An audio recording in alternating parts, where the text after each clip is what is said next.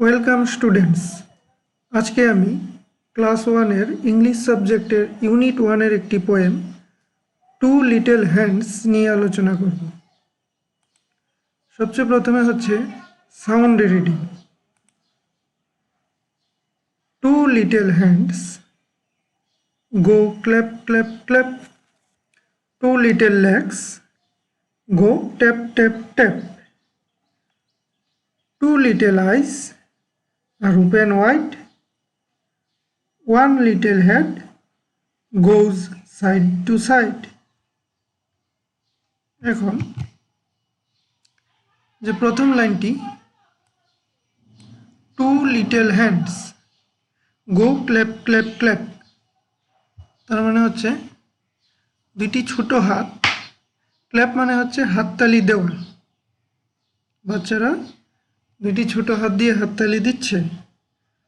Two little legs go tap tap tap, তার মানে হচ্ছে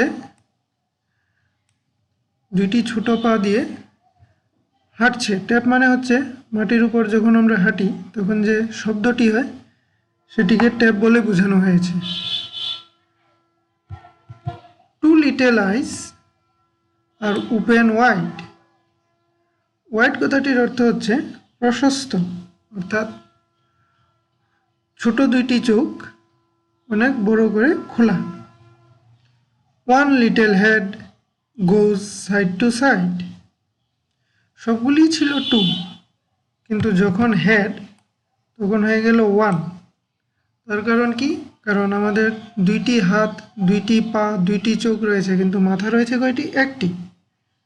ওয়ান লিটল হেড গোজ side two side, তার মানে একটি ছোট মাথা যেটিকে ডায়ে বায়ে অর্থাৎ ডান দিকে বা দিকে দুই সাইডেই ঘোরানো যায়।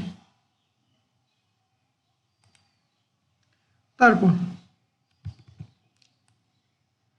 Two little eyes look around, two little ears to hear any sound, অর্থাৎ দুইটি ছোট চোখ চারদিকেই ঘোরানো যায় এবং দুইটি ছোট কান যার সাহায্যে আমরা যে কোনো শব্দ শুনতে পাই। হিয়ার মানে হচ্ছে কানে শুনতে পাওয়া। তারপর হচ্ছে one little nose to smell and breathe, one little mouth that likes to eat, বলছে একটি ছোট নাক যার সাহায্যে আমরা শ্বাস প্রশ্বাস নেই এবং বিভিন্ন জিনিসের গন্ধ পাই, ফুলের গন্ধ, বিভিন্ন গাছ তার গন্ধ। তারপরে বলেছে one little mouth that likes to eat, অর্থাৎ একটি ছোট্ট মুখ যেটা খেতে ভালোবাসে। তারপর এইখানে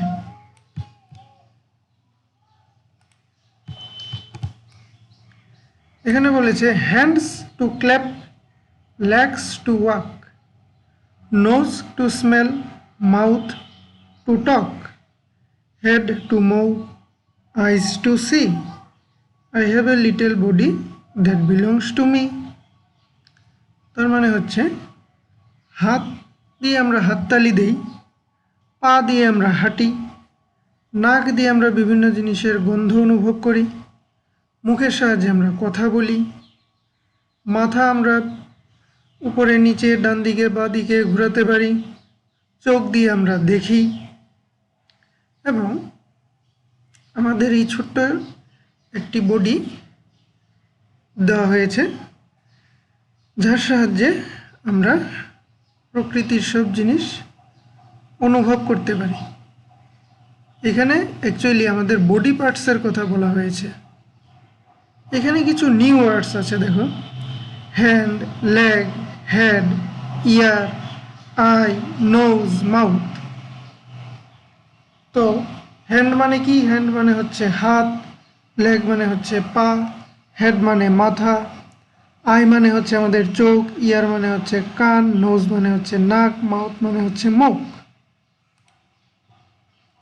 তারপর দেখো বলেছে পার্টস অফ দ্য বডি, কি পার্টস আছে।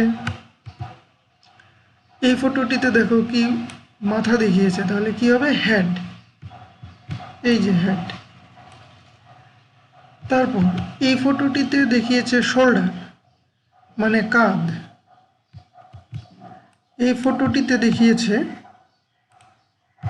এইখানের যে ফটোটি, নোজ নাক। এই ফটোটিতে দেখিয়েছে লেগ অর্থাৎ পা। এইখানের ফটোটিতে দেখিয়েছে লিপস ঠোঁট। এখানের ফটোটিতে ইয়ার্স